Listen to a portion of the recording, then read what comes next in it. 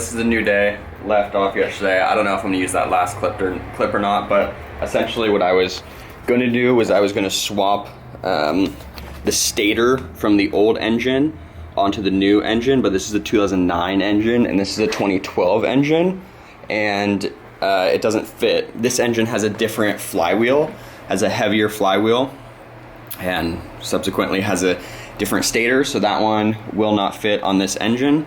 So I just put the case loosely on for now. I'm gonna continue putting it back together, but I had to order a stator off eBay.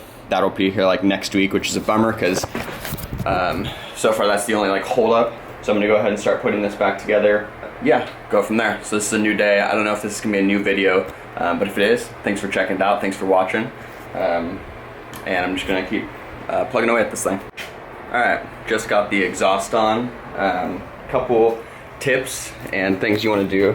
So the exhaust, I put anti-seize on the threads, and then you want to make sure you torque these down to the spec, not super hard. They were only 9 foot-pounds of torque. The exhaust bolt here and the mounting bolt there, that one was 14 foot-pounds. That one didn't have a spec, and I Loctited both of those. So you definitely want to make sure you have certain stuff. So Loctite for motorcycles is super important, not on everything, but on a lot of stuff.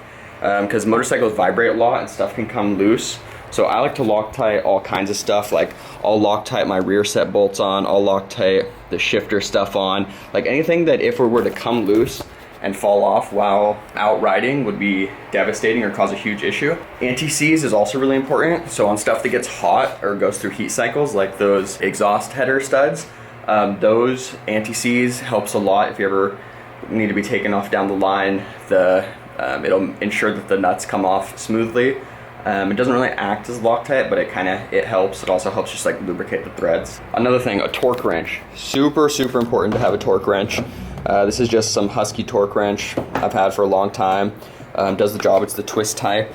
And then you always want to make sure you zero it out. So this one zeroes out to 10 foot-pounds when it's not in use so that it stays accurate. And then the last thing you want to always have is a service manual. So I have a PDF copy of the service manual here, and that's where I'm getting my torque spec for stuff. So as you can see here, 9 foot-pounds for the 9 foot-pounds for the exhaust header bolts. So with those things, you can really do a lot. They're some of the most important pieces, and you can pretty much do most of the mechanical stuff and do it correctly. One other tip I forgot to mention is a paint pen. So a paint pen is awesome because you can paint on things. What you use it for, or what I use it for, what I was taught to use it for, is once you torque a bolt, you paint pen it. So one, you know that you've done it, so you can visually look at it and be like, I've torqued it. And then two, later down the road, if it ever starts to move, you can see. So as you can see, here's a paint pen mark. So it's on the bolt, so you know that you've torqued it, and then it's on the surface next to it, so you can compare. So if that bolt turns, you can see that the lines no longer line up. So I did it on all of the engine bolts. Some are easier to see than others, but I torqued these last night before I'd left. But just another tip for important bolts, I'll do it on the rear set bolts and other bolts that are visual, just so that I know that they're torqued and I can keep an eye on them. But just another tip. So a paint pen, blue Loctite, and anti-seize. Beware of red Loctite, only use it where it's absolutely needed. So a quick little technical piece. So this is a 2009 CBR1000RR, and this is a 2012 engine from a 1000RR. Everything in it is plug and play except for one thing, the neutral safety switch. The newer bikes have a different dash and I think have gear indicators and more stuff. So on the old bike, it's just a one prong green wire that goes on the neutral safety switch on the old bike. And on this bike, it's a plug that's coming out of the neutral safety switch, or the location of that. So you take the green wire and the green wire from the harness of the bike and you splice them together, and that should be all you have to do. So that should make your neutral safety switch work. The rest of these plugs are all additional to the newer years, so they don't apply to this bike. You could swap out the dash on this for a newer dash and the fairings and make it all work, but no need for me. So yeah, just wanted to let you know, like, the one thing you have to do that's not exactly plug and play, but super easy: one wire to another wire. So I'm just starting to plug stuff back in, but just wanted to show that I labeled every plug that wasn't super obvious. Like these ones go to the ECU on the top. But I labeled them, you know, airbox R, meaning right airbox plug. This one says injector fuel 4, so fuel injector number 4. Some of them are just E, some of them are 1, 2, 3. Not E, but ABC, some of them are alphabetical. Like that one's just got a B on it. But just wanted to show that when I took it apart, 3, 4, these are all injectors. When I took it apart, I labeled stuff, and I labeled vacuum tubes and everything so that I'd be able to put it back together easily. I've put some more stuff together. I've got the throttle bodies, fuel injectors, airbox, most of the cabling back on. This is fuel tank, and then once I get the stator, that'll go on. Pretty much everything's back together. This is loose because I'm going to change the air filter. That's pretty much it. I put the clutch cable on, adjusted it. I just took the lever off, cleaned it, and lubed it. Feels good. So now I'm just gonna end it for today, head home. So what's left is putting the stator in, putting the chain on, so I have to loosen the rear wheel, slide it forward, putting the air filter in, putting the fuel tank on, put the battery in, put the back on, then put the fairings on. Oh, the radiator. Can't forget about the radiator. I'm probably gonna do the radiator next. Radiator, fairings, drain the old fuel out of the fuel tank, and then fire it up. We're really close. It's just unfortunate that we have to wait for the stator, and then I'm also going to place an order for the miscellaneous bolts and random stuff that I need. So we may hit a stopping point here for a little while. We'll see. May wait till next week. I need to get home and edit some videos. Depending where I put this. Thanks for watching. Don't forget to like, comment, subscribe. Follow the reassembly of this, and then the testing and track days and canyon riding we do with it. So yeah. Peace. Alright, so we're back at it. So I got a stator off of eBay, 150 bucks, 2012. You can see the old one from the old bike is over there with the old engine. So I just got it installed, Loctited the bolts, Loctited those, routed this, put some RTV sealant on around the grommet part.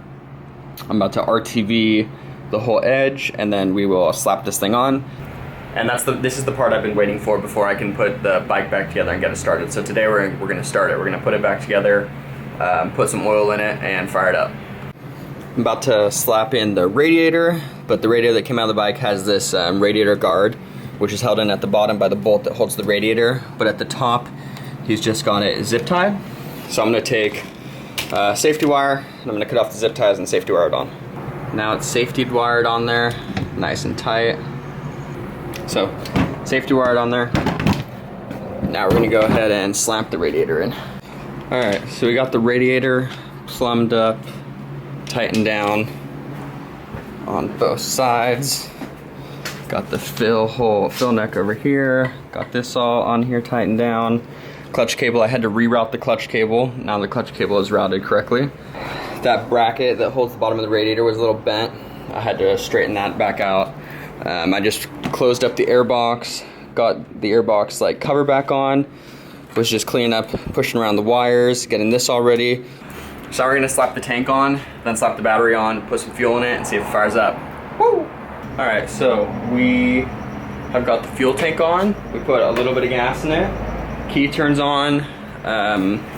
We just drained the oil, put fresh oil in it and an oil filter.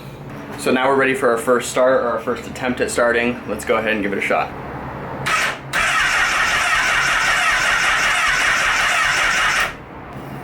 There we go. Fuel pump wasn't priming.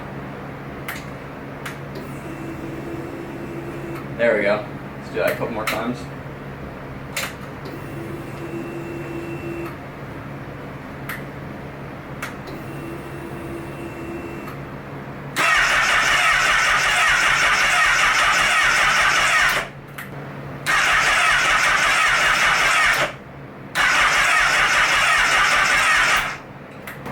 A little bit of starter fluid.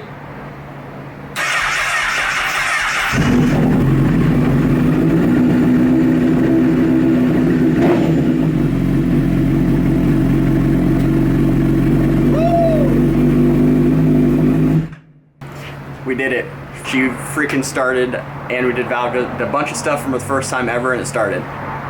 Woo!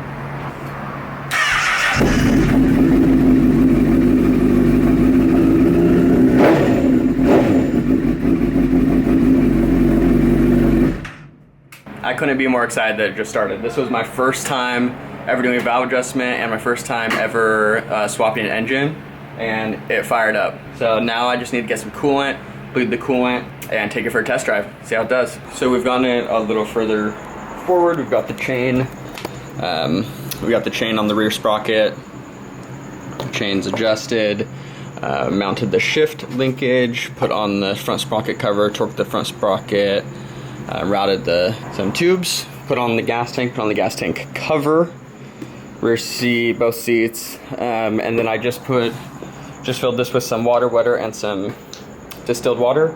So I'm gonna go on the first ride. I'm just gonna go out, I'm gonna go around my block and back, not far, not long, like a minute or two, and we'll see how it is. Just got done with my first ride. Did great. I only, stayed under like 5,000 RPMs, rode around just the neighborhood, took it on the street for a sec. Crazy powerful, power wheelied in first, then just pulled off, came back home. Just wanted to get it up to temp, so the oil from when the engine blew that's on the exhaust, that was burning off, which is fine. And just like your hand grease from touching everything was burning off. But it got up to temp, it was just sitting at 175 once the thermostat opened. So it was a great first ride. So that's where the bike sits right now. Just doesn't have any of the fairings on, any of the side fairings, but it's pretty much all back together besides that. So all it needs now is to have the fairings put on and, just go over it, check up on everything, make sure everything's tight, good to go. And the bike's solid, ready to rock now. So this is a 2009 CBR1000RR I swapped a 2012 engine into, and it's ready to rip. Thanks for watching, guys. Don't forget to smash the like button, comment, subscribe, and keep following this bike and future bikes to come. Peace.